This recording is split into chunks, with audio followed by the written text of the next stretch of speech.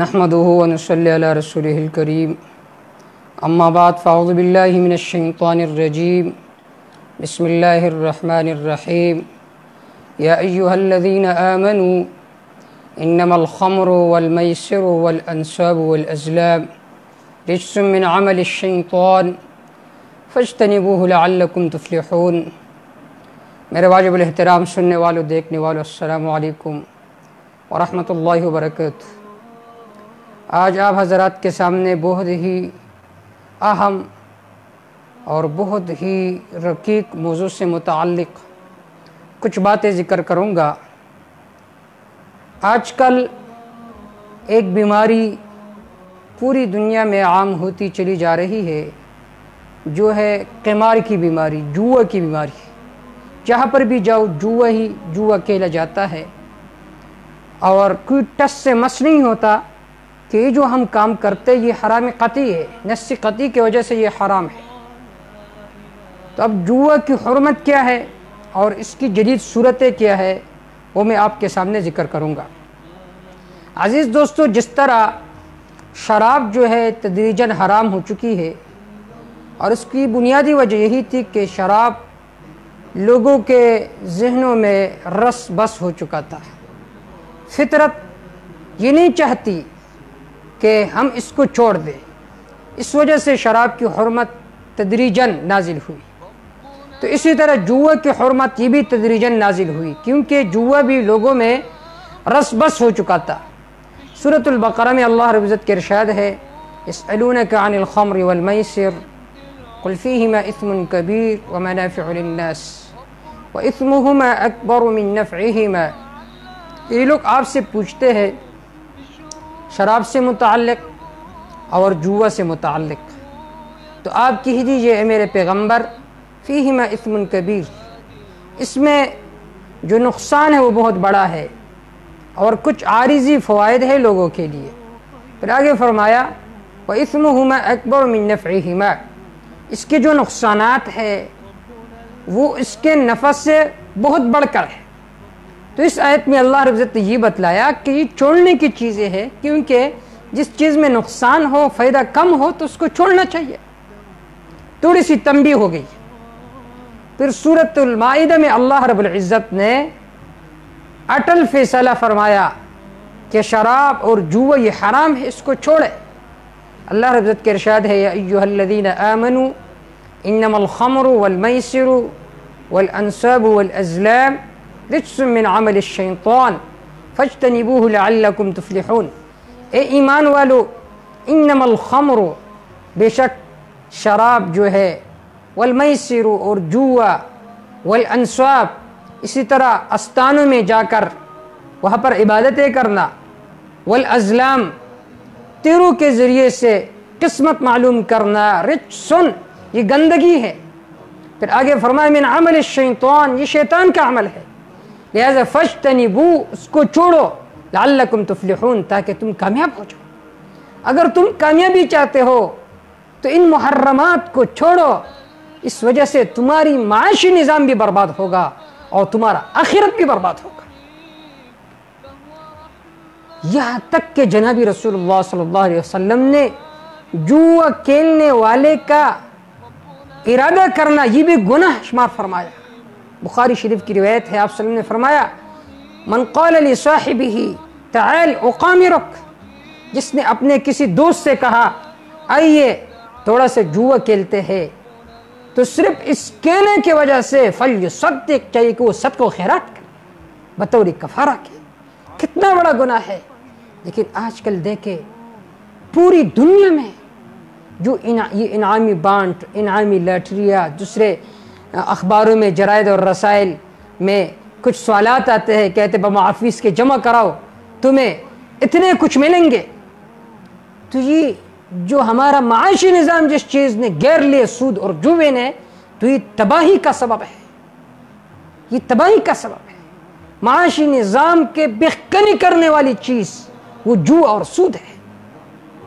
جس چیز کو شریعت نے منع فرمایا تو اس کے کچھ نقصانات ہوں گے، اسی وجہ سے تو شارع نے اس کو منع فرمایا۔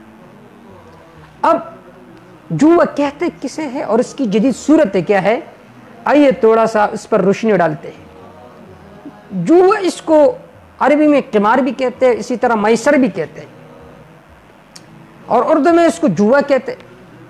اس کی حقیقت یہ ہے کہ ہر وہ معاملہ جس میں کسی غیر یقینی واقعے کے بنیاد پر، کسی غیر یقینی واقعے کی بنیاد پر کوئی رقم اس طرح داؤ پر لگائی گئی ہو کہ یا تو رقم لگانے والا اپنی لگائی ہوئی رقم سے ہاتھ دھو بیٹھے، جو رقم اس نے لگائی ہے اس سے بھی ہاتھ دھو بیٹھے، اور یا اس سے اپنی ہی یا اس سے زیادہ رقم کے معاوضے کے بغیر اس سے کچھ اور ہی رقم مل جائے، یا تو اپنی ہی رقم سے ہاتھ دھو بیٹھے یا اپنے رقم کے عوض یا اس سے زیادہ بہت کچھ رقم اس کو مل جائے۔ یہ ہے جوا کی حقیقت۔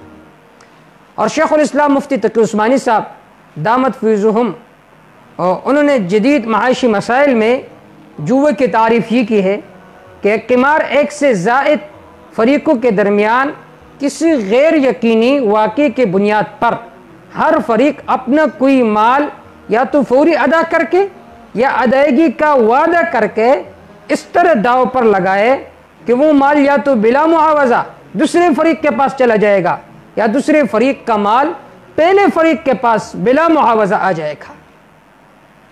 اور اسی کو علامہ ابن عابدین الشامی رحمہ اللہ نے ان الفاظ میں ذکر فرمایا ہے کہ جوا کسے کہتے ہیں؟ الذی یستوی فیہ الجانبان فی احتمال الغرامہ، کہ جس میں ہر فریق کو نقصان پہنچانے کے احتمال برابر ہے۔ مثال کے طور پر کوئی دوسرے سے کہتے ہیں کہ اگر پاکستان کا ٹیم جیت جائے تو میں آپ کو 10,000 روپے دوں گا، اگر نہیں جیتا تو تم مجھے 10,000 روپے دو گے یا 5,000 روپے دو گے۔ تو اب یہاں پر یہ بھی احتمال ہے کہ جیت جائے، یہ بھی احتمال ہے کہ ہار جائے، تو لہٰذا دونوں طرف نقصان اٹھانے کا احتمال یہاں پر موجود ہے۔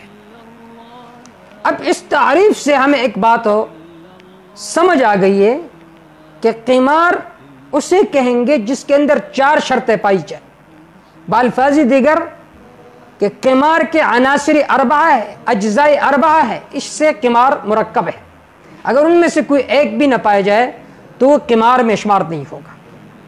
پہلی شرط یہ ہے کہ جو معاملہ 2 یا 2 سے زیادہ فریقوں کے درمیان ہو وہ عقد معاوضہ ہے، لہذا اگر صرف ایک طرف سے کچھ دینے کا وعدہ ہو اور دوسرے طرف سے دینے کا وعدہ نہ ہو تو وہ عقد معاوضہ نہیں، لہذا جوا اس میں داخل نہیں ہوگا۔ مثال کے طور پر کوئی دوسرے سے کہتے ہیں اگر تم جیت گئے تو ہم تمہیں 1,000 روپے دیں گے، لیکن اگر ہم جیت گئے تو تم ہمیں کچھ نہیں دینا، تو یہ قمار میں داخل نہیں ہوگا۔ دوسری شرط یہ کہ معاملہ کرنے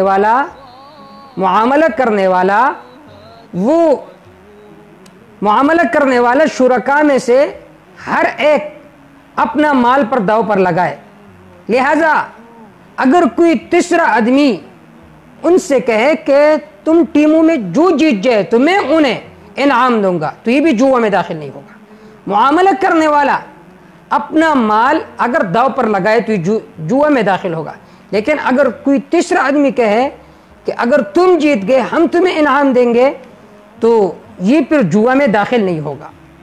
تیسری شرط یہ ہے کہ انسان اپنا مال کسی غیر یقینی واقعے کی بنیاد پر داؤ پر لگائے جس میں دونوں احتمالات ہو، اگر یقین ہو تو پھر وہ جوا میں داخل نہیں ہوگا۔ مثال کے طور پر ایک آدمی دوسرے سے کہتا ہے اگر سورج مغرب کی طرف غروب ہو جائے تو میں تمہیں اتنے پیسے دوں گا، تو اس میں کوئی جوا نہیں ہے، کیونکہ سورج کا مغرب کی طرف غروب ہونا یہ یقینی امر ہے، وہ یہ اس کے ساتھ احسان کر رہا ہے۔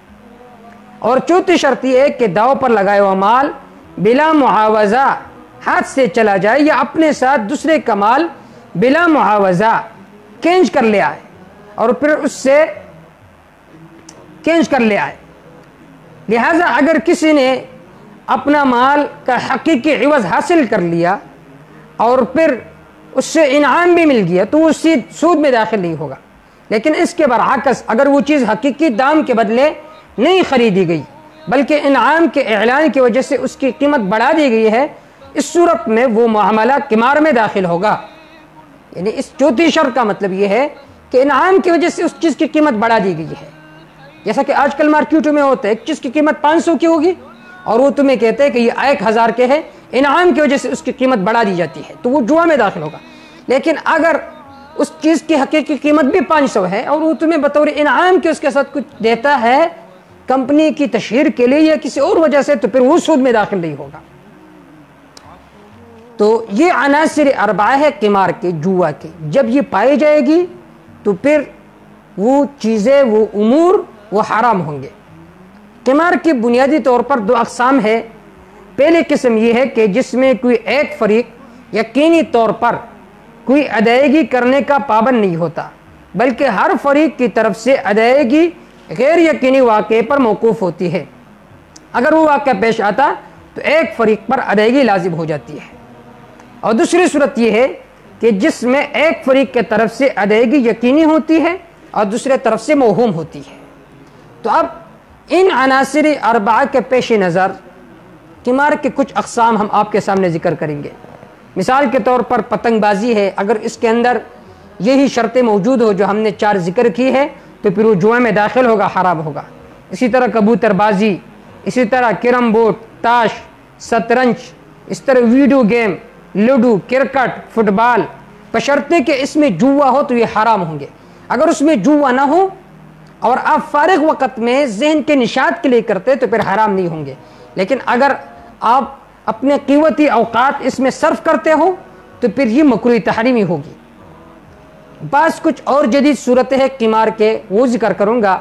ان میں سے ایک قسم انعامی بانٹ ہے، یہ بھی قمار میں داخل ہوتا ہے، یہ بھی ناجائز ہے. اسی طرح انعامی لاٹری. اسی طرح اخبارات میں کچھ سوالات آتے ہیں، کہتے ہیں کہ یہ سوالات حل کرو، اس کے ساتھ فیس جمع کرو، اگر تمہارا سوال ٹھیک ہو تو ہم تمہیں انعام دیں گے. تو یہ بھی قمار میں داخل ہے، جوا میں داخل ہے. قمار کے بہت سارے نقصانات ہیں، دینی نقصانات بھی ہیں اور دنیاوی نقصانات بھی ہیں. شخصی نقصانات بھی اس کے بہت زیادہ ہے. مثال کے طور پر یہ جوا کھیلنے والا جو ہوتا ہے اس کے صحت اور ذہن پر اس وجہ سے بہت زیادہ اثر ہوتا ہے. ہمیشہ وہ اس امید میں ہوتے شاید میں جیت جاؤں، اور اس خوف میں ہوتے شاید میں ہار جاؤں. اس وجہ سے وہ ٹینشن کا شکار ہوتا ہے. بعض دفعہ یہ جو جوا کھیلنے والا ہوتا ہے وہ قلب کی بیماری میں مبتلا ہو جاتے ہیں، جنون تک پہنچ جاتا ہے. اسی طرح دوسری خرابی اس کی یہ ہے کہ اس وجہ سے آدمی میں حرص اور لالچ بہت زیادہ ہوتا ہے. اور تیسری یہ کہ بغض اور عداوت کا ذریعہ بھی ہے کہ جو جیت جائے تو اس کے دل میں اس کے ساتھ بغض اور عداوت پیدا ہوتا ہے. اور چوتھی خرابی اس کی یہ کہ یہ ذکر اللہ سے اور نماز سے غفلت کا ذریعہ اور سبب ہے. قمار کے معاشرتی بھی بہت سارے نقصانات ہیں، معاشرے پر اس کے بہت سارے نقصانات پڑتے ہیں. پہلا نقصان یہ کہ بغض عداوت، 2 فریقوں کے درمیان دشمنی.